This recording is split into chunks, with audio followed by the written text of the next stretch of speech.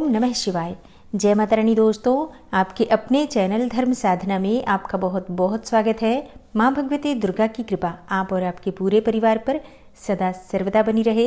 दोस्तों, महाशिवरात्रि का व्रत फाल्गुन मास के कृष्ण पक्ष की चतुर्दशी तिथि के दिन मनाया जाता है और शास्त्रों के अनुसार इस दिन अगर विधि विधान से भगवान शिव की और माता पार्वती की पूजा आराधना की जाती है तो मनुष्यों की कोई ऐसी मनोकामना हो ही नहीं सकती है जो कि महाशिवरात्रि के पूजन से पूर्ण न हो, क्योंकि ये दिन अत्यंत ही श्रेष्ठ दिन माना जाता है। मतलब महाशिवरात्रि के दिन को आप साधारण समझने की गलती नहीं कर सकते हैं। ये वर्ष का वो एकमात्र दिन है जिस दिन आप किसी भी मनोकामना से सच्चे मन से अगर रात्रि में भगवान शिव की आराधना करते हैं तो विश्वास रखिए, मनोकामना आपकी चाहे जितनी बड़ी हो और आपके जीवन की परेशानियां चाहे जितनी भी हो, समस्त परेशानियों का समापन हो जाता है और कोई भी आपकी मनोकामना पूर्ण हो जाती है मात्र महाशिवरात्रि की रात्रि में भगवान शिव की पूजा आराधना करने से। तो आज की वीडियो में मैं आपसे बात करने वाली हूँ कि संतान प्राप्ति के लिए महाशिवरात्रि के दिन कौन सा उपाय करना चाहिए। और हाँ, ये एक रिक्वेस्टेड वीडियो है, जैसे कि बहुत से लोगों के प्रश्न आ रहे हैं कि संतान प्राप्ति के लिए कोई उपाय बताइए जिससे कि महाशिवरात्रि के दिन हम कर पाए। तो ऐसे दंपत्ति जिनकी कोई संतान नहीं है या फिर कई ऐसे दंपत्ति हैं जिन्हें मनचाही संतान की कामना है, मतलब उनके पास पुत्र है, पुत्री की कामना है और पुत्री है तो पुत्र की कामना है, तो भगवान भोलेनाथ जो कि औढ़र दानी कहे जाते हैं, आशुतोष कहे जाते हैं और बहुत शीघ्र प्रसन्न होने वाले, मात्र एक लोटा जल से प्रसन्न होने वाले देवता माने जाते हैं, तो इनकी पूजा आराधना अगर हम सच्चे मन से करते हैं तो निश्चित ही हमारी मनोकामना पूर्ण होती है और मनचाही संतान की हमें प्राप्ति होती है। तो आज की वीडियो बहुत महत्वपूर्ण है। शिव महापुराण के अनुसार कौन सी वस्तुएं भगवान शिव को अर्पित करने से उत्तम और योग्य संतान की प्राप्ति होती है, दीर्घायु संतान की प्राप्ति होती है और किस प्रकार से भगवान शिव की पूजा करने से मनचाही संतान की प्राप्ति होती है। संतान प्राप्ति के लिए किस समय पूजा करनी है, किन मंत्रों का जप करना है, ये संपूर्ण जानकारी आपको आज की वीडियो में मैं शेयर करने वाली हूँ। तो वीडियो को पूरा जरूर देखिए और अगर आपको आज की वीडियो अच्छी लगे तो इसे लाइक भी जरूर कीजिए। और अब बात करते हैं पूजा विधि के बारे में और उपाय के बारे में कि कैसे करना है, कब करना है और क्या करना है। देखिए, महाशिवरात्रि के दिन प्रयास कीजिए कि पति पत्नी दोनों व्रत धारण करें और अगर पति पत्नी दोनों व्रत नहीं कर सकते हैं तो कोई भी एक व्यक्ति व्रत कर ले और दूसरा व्यक्ति सात्विक भोजन लेकर रहे, मतलब भोजन में लहसुन प्याज इत्यादि का सेवन बिल्कुल भी नहीं करना है। तो महाशिवरात्रि के दिन सुबह जल्दी उठ जाइए, उठकर स्नान कर लीजिए। स्नान करने के बाद साफ स्वच्छ वस्त्र धारण करके भगवान सूर्यदेव को जल अर्पित कीजिए। उसके बाद अपने घर के मंदिर में जो भी देवी देवता विराजित हैं, जिनकी भी आप नित्य पूजा करते हैं, कर लीजिए। अब जैसे कि आज महाशिवरात्रि है तो महाशिवरात्रि के दिन भगवान शिव की पूजा विशेष रूप से होती है। तो अगर आप मंदिर जाकर भगवान शिव की पूजा आराधना कर सकते हैं, शिवालय आपके घर के आसपास है, तो ऐसे में आपको शिवालय जाकर भगवान शिव की पूजा आराधना करनी चाहिए। और अगर आप मंदिर नहीं जा पाते हैं, बहुत दूर है मंदिर, तो घर में जो भी मूर्ति, प्रतिमा या शिवलिंग भगवान शिव का आपके पास है, वहीं पर भगवान शिव के सामने शुद्ध घी का दीपक जलाकर और अपने व्रत का संकल्प ले लीजिए, पूजा का संकल्प ले लीजिए और अपनी मनोकामना भगवान शिव से कहिए और उनसे प्रार्थना कीजिए कि आपकी मनोकामना बहुत शीघ्र पूर्ण करें। जाने अनजाने कोई भी गलती हुई हो तो इसके लिए क्षमा प्रार्थना करें। इस प्रकार से आप सुबह व्रत का संकल्प ले लीजिए। पंचोपचार विधि से आप सुबह पूजन कर सकते हैं, चाहे तो मंदिर जाकर या फिर घर में। और इसके बाद अगर आप व्रत कर रहे हैं तो दिन भर आपको व्रत रहना है। व्रत आप फलाहार के द्वारा कर सकते हैं, जैसे कि कोई भी फल खा सकते हैं, जूस पी सकते हैं, फलों का रस ले सकते हैं, चाय पी सकते हैं, दूध पी सकते हैं। मतलब फलाहार जलाहार के द्वारा आप शिवरात्रि का व्रत धारण कर सकते हैं। और शाम के समय विशेष पूजा का समय आपके लिए होता है, क्योंकि महाशिवरात्रि की पूजा रात्रि विशेष होती है। तो महाशिवरात्रि के दिन रात्रि में जागरण करना चाहिए और जाग कर चारों पहर की पूजा करनी चाहिए। प्रदोष काल में, रात्रि में और अर्धरात्रि का समय, ब्रह्म मुहूर्त का समय, ये 4 पहर होते हैं जिनका समय मैं आपको आने वाली वीडियो में शेयर करूंगी कि कौन सा शुभ मुहूर्त होता है चारों पहर की पूजा का। इसके अलावा निशीत काल की पूजा का मुहूर्त। तो पूजा के सभी शुभ मुहूर्त मैं आपको आने वाली वीडियो में शेयर करूंगी, इसलिए चैनल से जुड़े रहिए। और अब जानते हैं उपाय के बारे में। शाम के समय, जो संध्या काल का समय होता है, उस समय आप गेहूं का आटा ले लीजिए। उस आटे में थोड़ा सा गंगा जल और शुद्ध जल मिलाकर आटे को गूंद लीजिए। मतलब थोड़ा सा टाइट गूंदना होता है आटा, और इसका आपको शिवलिंग बनाना है। तो गेहूं के आटे से 11 शिवलिंग का आपको निर्माण करना है और ये आकार जो होता है शिवलिंग का आपके अंगूठे से बड़ा नहीं होना चाहिए, इस बात का ध्यान रखिए।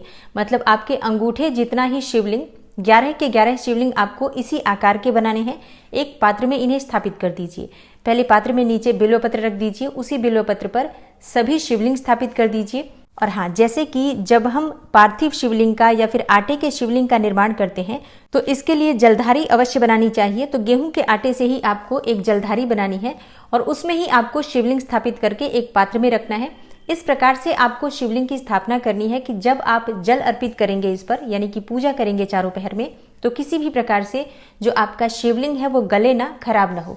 तो इसके लिए एक बड़ा पात्र ले लीजिए, उसी पर आपको एक प्लेट उल्टा करके रखना है और उसके ऊपर ही सारे शिवलिंग रख दीजिए और शिवलिंग के ऊपर बिल्व पत्र रख दीजिए, ताकि जब आप शिवलिंग का अभिषेक करेंगे तो किसी भी प्रकार से आपके शिवलिंग को कोई नुकसान नहीं होगा, बिल्कुल भी आपका शिवलिंग गलेगा नहीं।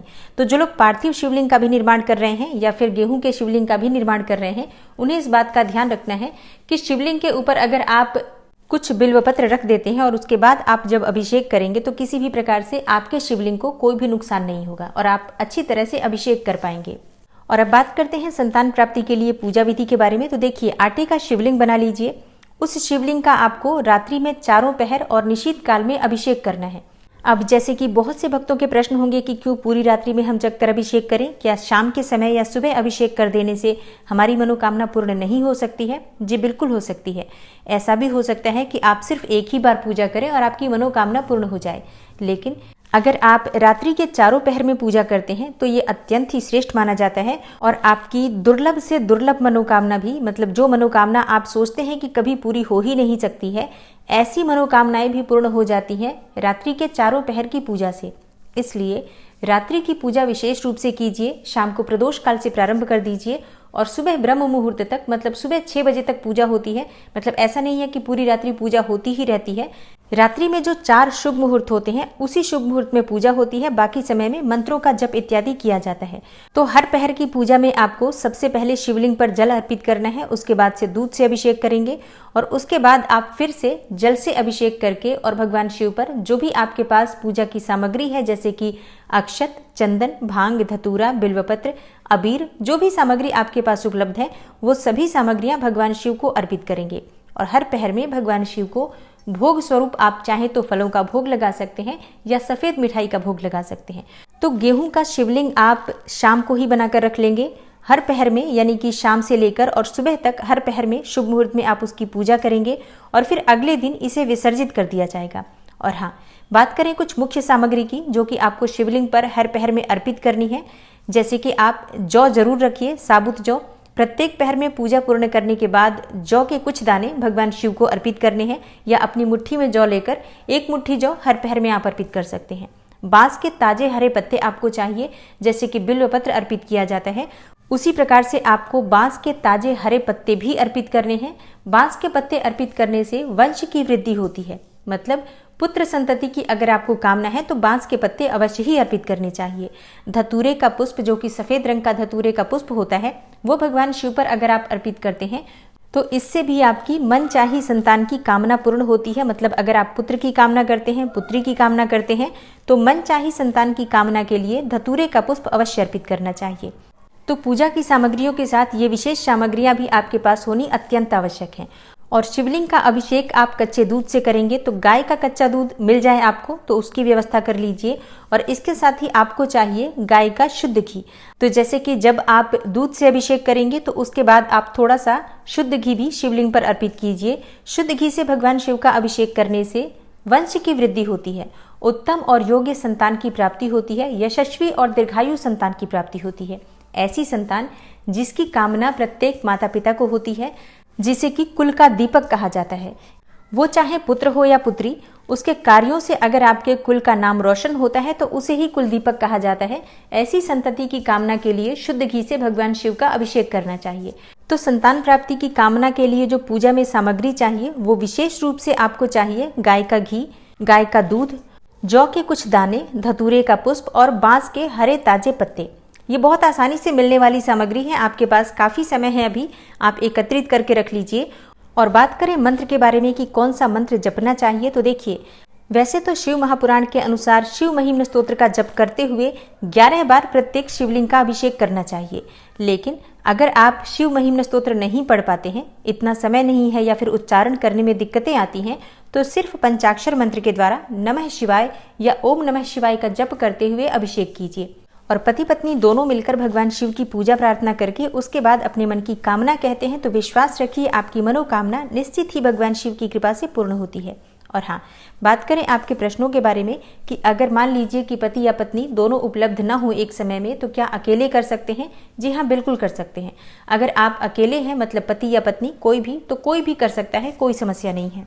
और जैसे कि अगला प्रश्न आपका हो सकता है कि अगर हम पूरी रात्रि नहीं जाग पाते हैं तो ऐसे में कब करें पूजा? तो देखिए, ऐसे में आप प्रदोष काल में पूजा कर लीजिए और उसके बाद जो अर्धरात्रि की पूजा का समय होता है जिसे निशीथ काल कहा जाता है, उस समय में आप पूजा कर सकते हैं। जैसे कि प्रदोष काल और निशीथ काल की पूजा तो अत्यंत आवश्यक है, लेकिन अगर आप चारों पहर की पूजा भी कर पाते हैं तो ये तो फिर अत्यंत ही श्रेष्ठ होगा। और जैसे कि कई भक्तों के प्रश्न आ सकते हैं कि क्या हम सुबह ही मतलब महाशिवरात्रि के दिन सुबह के समय पूजा में ये सभी चीजें अर्पित कर सकते हैं?